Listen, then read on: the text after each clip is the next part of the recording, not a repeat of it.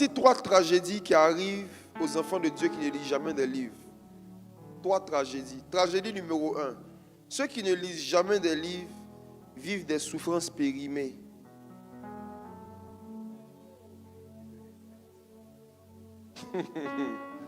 Je réponds. Voici 3 tragédies qui arrivent aux enfants de Dieu qui ne lisent jamais des livres. Les enfants de Dieu qui ne lisent jamais des livres, qui ne lisent pas régulièrement, vivent des souffrances périmées. Et ils subissent souvent la volonté des démons en pensant que c'est le brisement de Dieu. Qu'est-ce que j'appelle une souffrance périmée? Je vais m'expliquer. Daniel chapitre 9, verset 2 à 3, étudiants. Regardons Daniel chapitre 9, verset 2 à 3. La première année de son règne, Oui. moi, Daniel, je vis par les livres qu'il devait s'écouler 70 ans pour les ruines de Jérusalem, d'après le nombre des années dont l'Éternel avait parlé à Jérémie le prophète. Verset 3. Je tournai ma face vers le Seigneur Dieu, afin de recourir à la prière et aux supplications, en jeûnant et en prenant le sac et la cendre. Ok. Le fameux jeûne de Daniel, que nous aimons tant, Daniel a décidé de le faire après une lecture. Il avait lu un livre, qui était le livre de Jérémie. Et en lisant le livre de Jérémie, il s'est rendu compte que la souffrance dans laquelle son peuple était périmée. Dieu avait dit 70 ans. Mais en lisant un livre, il s'est rendu compte que les 70 ans là, c'était fini. Mais il souffrait encore. En fait, chaque souffrance a une date d'expiration. Chaque problème que tu vis là, Dieu avait prévu un nombre d'années, un temps, où normalement, arrivé à ce temps là, le problème devait finir. Mais tu peux vivre une souffrance périmée. Une souffrance périmée, c'est quoi? C'est une souffrance non que dans la volonté de Dieu, normalement ça là, à cet âge-là, ça, tu ne devais plus vivre ça. Mais pourquoi tu continues de vivre? Parce que tu n'as pas lu un livre. Si Daniel n'avait pas lu le livre de Jérémie en son temps, s'il n'avait pas lu le livre, il allait continuer à rester esclave à Babylone et à dire Dieu est en train de nous briser. Si Daniel n'avait pas lu un livre, il allait continuer à subir la volonté de Nebuchadnezzar, la tyrannie des méchants, des magiciens, des occultistes de Babylone. Et il allait se dire, je passe par un temps d'épreuve. Toi-même, tu dis un temps d'épreuve. Donc l'épreuve a un temps. Un temps d'épreuve. Un temps d'épreuve. Pas une vie d'épreuve. La vie chrétienne n'est pas une vie d'épreuve. Les épreuves là doivent avoir un temps, même la nuit. Peu importe la durée de la nuit, le jour finit par se lever. C'est quelle épreuve qui finit pas? C'est quelle souffrance qui finit pas? Il y a des souffrances desquelles ce n'est pas Dieu qui décide de venir comme ça faire sortir l'homme. Mais c'est l'homme, lorsque la date d'expiration est arrivée, qui doit crier à Dieu pour que Dieu le fasse sortir de là. Daniel a décidé de jeûner 21 jours pour que Dieu accomplisse ce qu'il avait lu dans le livre. C'est parce qu'il avait lu un livre qu'il a compris que s'il ne fait rien, ils vont commencer à souffrir pour rien.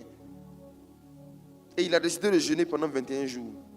Maintenant, toi qui fais le jeûne de Daniel, là, tu as lu quel livre?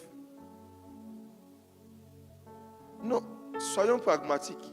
Si c'est après avoir lu un livre que Daniel a décidé de jeûner, si quelqu'un veut faire le jeûne de Daniel, il doit le faire aussi après avoir lu un livre.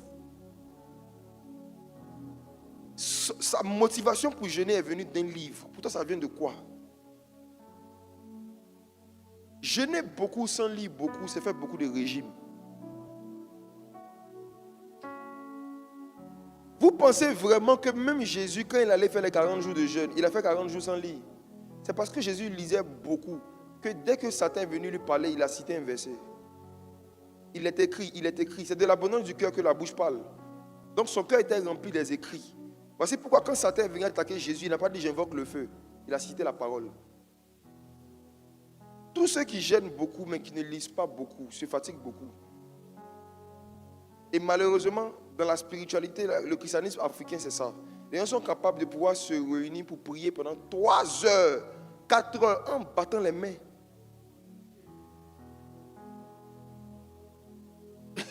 Les gens sont capables de faire des veillées de prière de 3 heures, 4 heures. Mais combien lisent pendant 3 heures? Il y a combien qui font 2 heures de lecture? Il y a combien qui font une heure, ne serait-ce qu'une heure de lecture? Cette semaine, je causais avec une soeur. Et puis je lui ai dit, bon, excuse-moi, je dois aller lire quelque chose.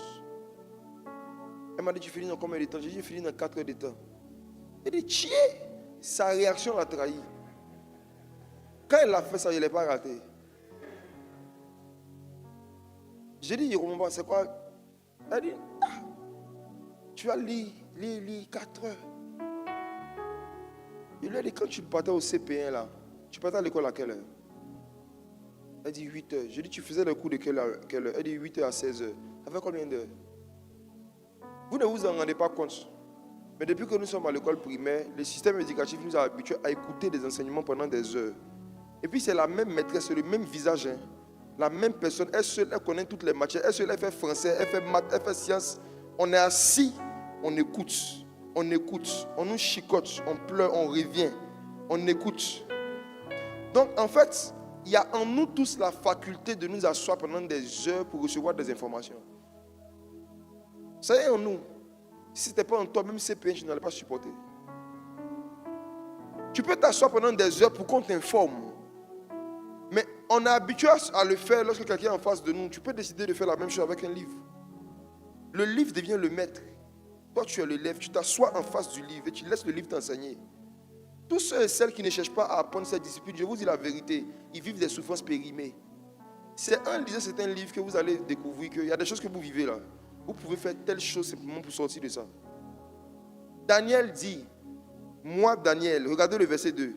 La première année de son règne, moi Daniel, je vis par les livres. Dis avec moi, je vis par les livres. Dis avec moi, je vis par les livres. Je vis par les livres. Il y a des visions spirituelles qu'on ne voit pas par des songes, ni par des visions, mais qu'on voit par des livres. Les livres sont des yeux spirituels qu'on peut utiliser pour exceller dans le prophétique. Daniel ici a utilisé le mot vision en hébreu, qui est le même mot que Dieu utilise pour parler des visions que les prophètes avaient. Mais lui, il n'a pas vu par la prophétie, il a vu par les livres. Ça veut dire qu'à travers les livres, là, on peut avoir une acuité spirituelle plus précise que beaucoup de prophètes.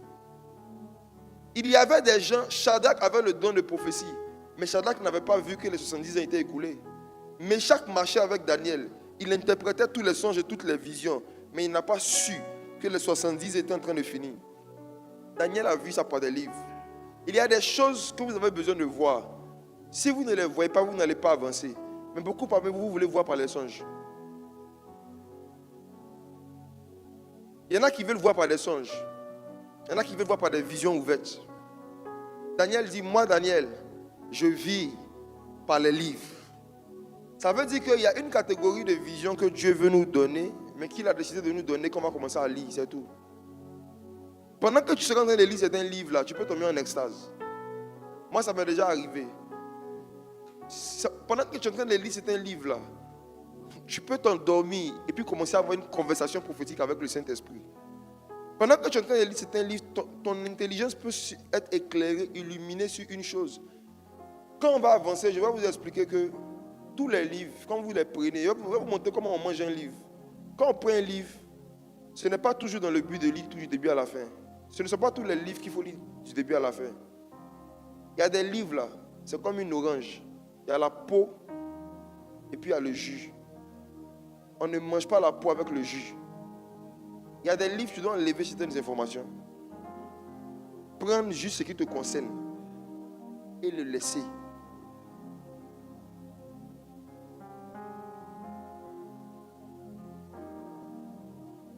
Vous devez sincèrement, après aujourd'hui, faire le bilan cette année 2025 des livres que vous avez lus, si vous en avez lu.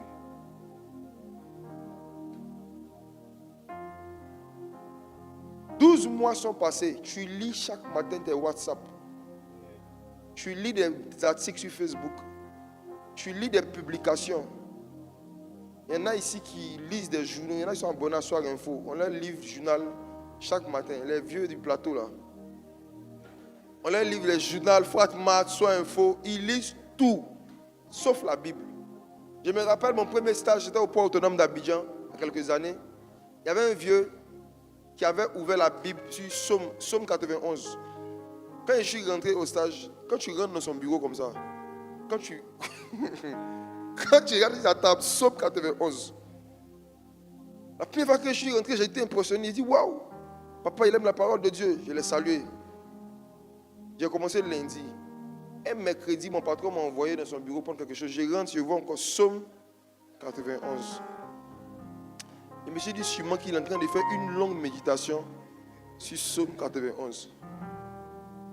Mais le monsieur avait toujours un journal dans sa main. Quand je rentre dans son bureau, Frat Mat, Soir Info. La Bible est là, hein? Soir Info, Frat Mat. 3 mois plus tard, on m'a envoyé encore dans le service pour aller faire un truc. Je rentre, je vois Frat Mat dans sa main, je regarde la Bible, Psaume 91. C'est là que je me suis rendu compte que, en fait, non, comme beaucoup de chrétiens, ils prennent la Bible faire fétiche. Il dit pas, c'est fétiche. Il y en a qui prennent la Bible comme un objet de protection, disent-ils. Ils disent que la Bible c'est un objet porte-bonheur. Il y en a qui mettent ça à leur chevet, il y a d'autres qui mettent ça dans un bureau. Je me suis retrouvé un jour dans différents hôtels. Je me suis rendu compte qu'il y avait des Bibles. Donc un jour, je me suis retrouvé dans un pays, quelque part, il y avait encore une Bible. Donc j'ai fait exprès, j'ai demandé aux gens qui sont là-bas, pourquoi est-ce que vous mettez les Bibles dans les hôtels? Ils disent, c'est pour protéger les clients. C'est ce qu'un m'a dit. Il y a un autre qui m'a dit que c'est une culture, qu'ils ont trouvé ça comme ça, ils font. Il a demandé à différentes personnes, il y a eu des réponses différentes, mais j'ai entendu un qui dit non, c'est pour chasser les mauvais sorts.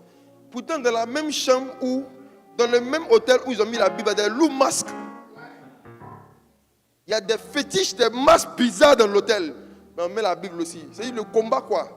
Il y a dit que Jésus est là, Satan est là, tout le monde est là.